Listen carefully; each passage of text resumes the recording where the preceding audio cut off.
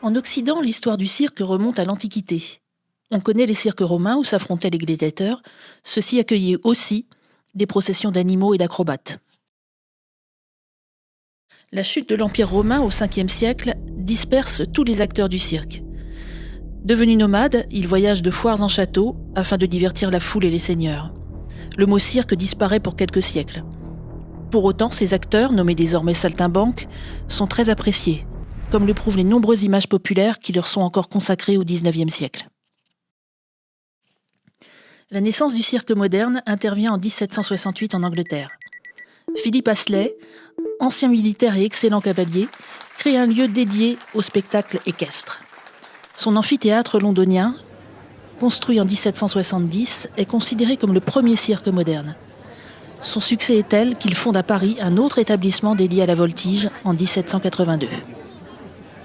L'amphithéâtre d'Astley possède une piste ronde d'environ 13 mètres de diamètre. Ses dimensions, qui sont toujours les mêmes aujourd'hui, auraient été calculées pour les numéros de dressage des chevaux. Le rayon de la piste correspond en effet à la longueur de la chambrière, ce long fouet qui relie le dresseur posté au centre au cheval trottant en périphérie. En France, Astley s'associe à Antonio Franconi, qui fonde le Cirque olympique à Paris en 1807. Pour la première fois depuis des siècles, le mot cirque refait son apparition. Le 19e siècle va voir de nombreux cirques en dur s'ériger dans toute la France.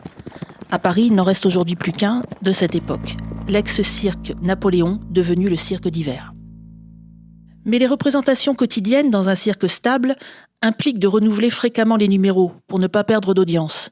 C'est pourquoi la majorité des troupes va préférer l'itinérance pour changer chaque jour de public. Le spectacle est annoncé avec des affiches, d'abord très simples, imprimées en noir sur papier teinté jusqu'au milieu du XIXe siècle, puis beaucoup plus aguichantes, avec l'apparition de la technique chromolithographique dans la seconde partie du siècle. Ces affiches présentent les acrobates, trapézistes, funambules et surtout mettent en avant la drôlerie des clowns et la férocité des animaux sauvages. Étienne Blanc, dit Jelmaco, que l'on voit sur cette affiche, était un célèbre funambule qui avait convoqué des origines sioux pour son pseudonyme.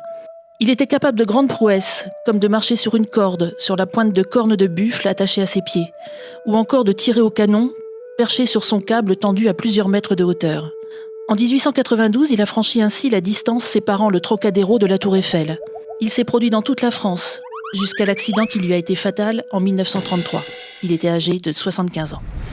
Autre artiste circassien, le clown. Déjà présent chez Astley, il est le pitre, l'empêcheur de tourner en rond. Jusqu'en 1864 en France, il n'a pas le droit de parler, la parole étant réservée aux seuls comédiens de théâtre. Après cette date, les duos de clowns vont se développer, avec le clown blanc, sérieux et autoritaire, opposé à l'auguste, irrévérencieux et fantasque. À la fin du XIXe siècle, le duo Foutit et Chocolat connaît un tel succès que leurs numéros sont reproduits dans l'imagerie populaire destinée aux enfants. L'autre grande vedette du cirque au XIXe siècle, c'est le dompteur. Si le dressage des animaux n'est pas une nouveauté, la colonisation par les pays occidentaux de l'Asie et de l'Afrique au XIXe siècle va amplifier cette pratique. Le montreur d'ours traditionnel se voit concurrencé par les dompteurs de lions et de tigres ramenés des colonies. Les affiches présentent toujours le dompteur dans une position de force par rapport à l'animal. Il incarne le courage face à la férocité des fauves.